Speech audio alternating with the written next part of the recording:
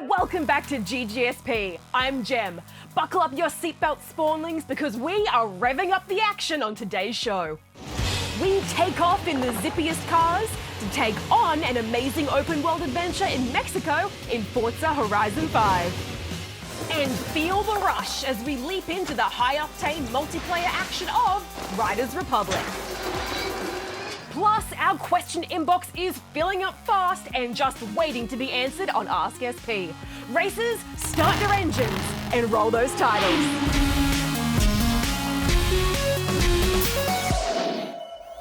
So GGS peeps, because this week we're all about getting extreme, let's jump into some gaming news. The first ever official Tetris Effect connected tournament has kicked off, with some of the best competing over 2 exciting weekends. Since September, players from all over the world have participated and competed in various Tetris matches to make it to the finale. And the final 4 battled it out at last Sunday's Blockbuster, and a new Tetris champion was crowned. It's hip to be square, or this shape, or this one. Moving on now, and sadly, Harry Potter Wizards Unite is getting Avada Kedavra. Developers Niantic has announced that all versions of the game and its community forums will no longer be available after January 31st, 2022. Niantic hasn't specifically stated why Wizards Unite is shutting down, but it seems like they will be focusing on their newly released Pikmin Bloom instead. When one double door closes, another one opens, am I right? And finally, Roblox has sprung back into action after a 3-day outage. Roblox servers were suddenly hit by a technical disruption, forcing players out and leaving them unable to play. Some players claimed that the server was overloaded by the immense popularity of the Chipotle Burrito Maze, which saw players earning daily items and a chance to win a free real burrito. Roblox founder and CEO David Baszucki later hopped onto a blog post to say that the servers were genuinely overwhelmed, but a delicious wrap was not to blame. Oh, speaking of wraps, we better wrap up the news and make haste to our review of Forza Horizon 5. Everyone's favorite fake festival is back, as Forza Horizon 5 brings the tunes and the tuners to the sunny lands of Mexico. This be the green light, go. Tires burn the pavement. People wanna know what makes possible they win. Still here, still in your ear, with a style so hot, you'll see where all the sun rays went.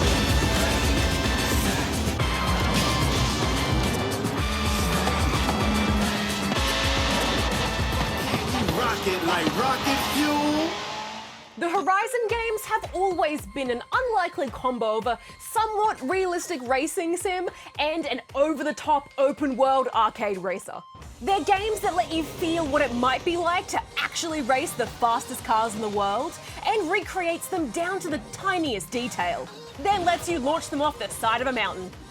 They cater to the most die-hard rev heads who want to get under the hood and tweak everything, to the most casual Sunday drivers who just want to take a nice drive down the coast.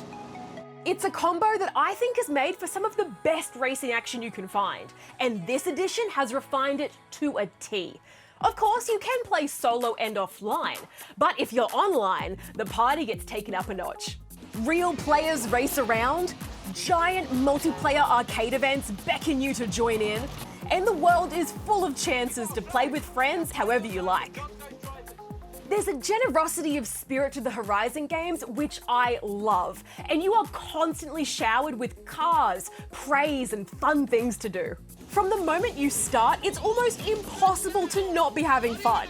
You're thrown straight into a series of cars that are literally dropped from the sky and serve as a sort of sample platter for what you can expect from the rest of the game.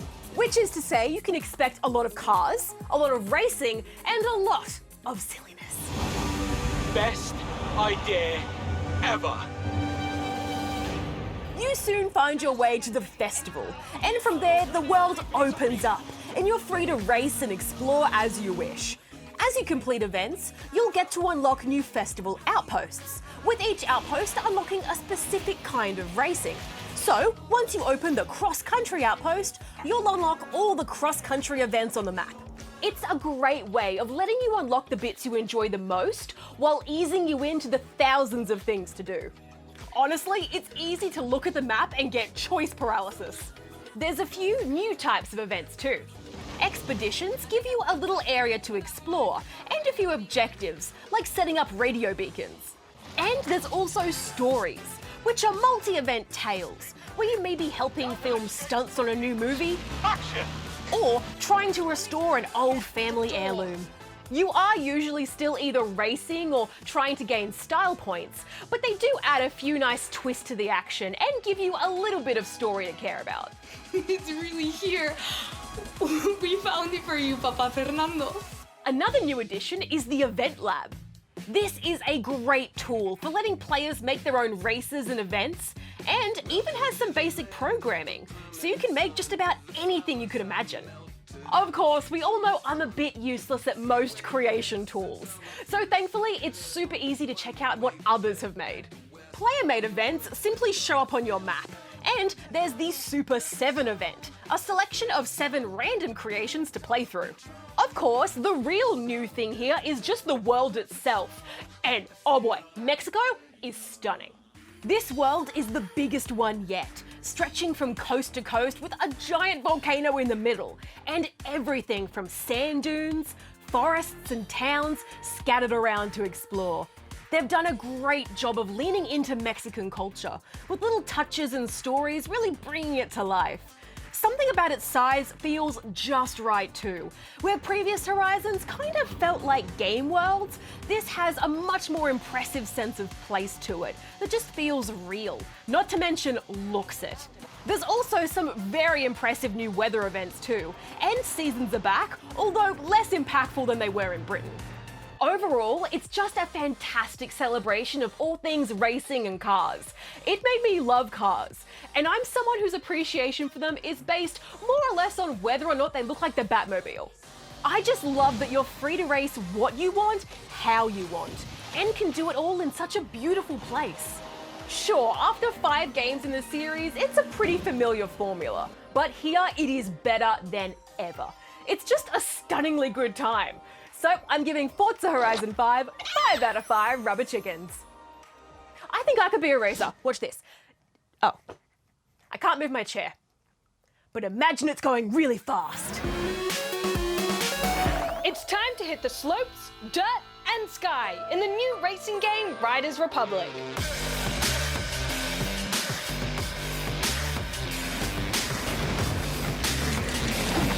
Nice! Final switchgate reached!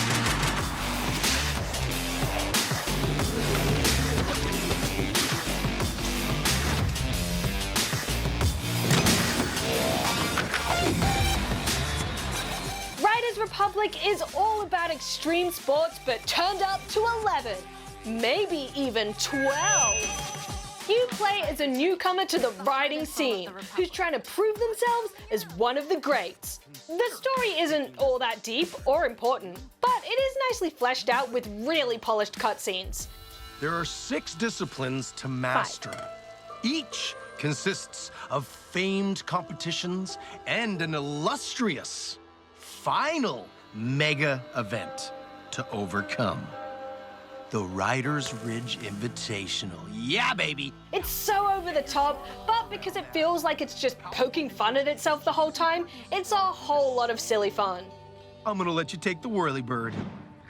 I don't have papers or anything, but it's mine. Whoa. Over the top silly fun is the name of the game.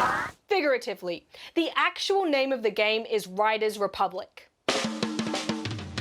There's a few different types of events, including downhill dirt biking, which was definitely my favorite, flying wingsuits, which I was shockingly bad at and found really hard to control, and snow sports, where you can pull sick tricks. Or sometimes you'll find yourself in a silly costume. Or even on a rocket bike. The racing is quite arcadey, and it reminds me heaps of The Crew too. Except, this time there's quite a few races with multiple disciplines, taking you from a bike to a wingsuit, for example. And like The Crew 2, there's a big open world to explore and a focus on online play. You can play offline in Zen mode, but then you won't be able to unlock new gear or participate in a mass race. These races are hectic, with 64 real players all rocketing along in a swarm that makes it really hard to see yourself. These only run at certain times, and you have to sign up via a billboard in the main hub world, but they are totally worth it. Plus, it's nice seeing other players hanging out in the open world, which in general feels really alive. There's even animals there too. But, and this is a big but, I don't like the microtransactions in Riders Republic. You earn some in-game currency for completing races and things, which can be spent on cosmetics to deck out your avatar. But all of the coolest ones cost premium currency, which you can only buy with real money. I'd go so far as to say that all of the good ones cost premium currency, and the ones that you can earn in-game aren't very cool. And sure, they're just cosmetics that don't change the gameplay, but the game has a pretty big focus on showing off your style and personality. We are the Republic! If you're looking for an arcadey racer with a lot of personality, then this really hits the spot. Although, I just wish the microtransactions felt more fair. I'm giving Riders Republic 3.5 out of 5 rubber chickens.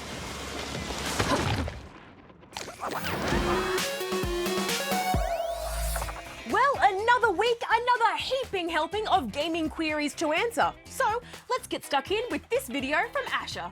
Hi GGSP, do you know any good party games or management sim games for the Nintendo Switch?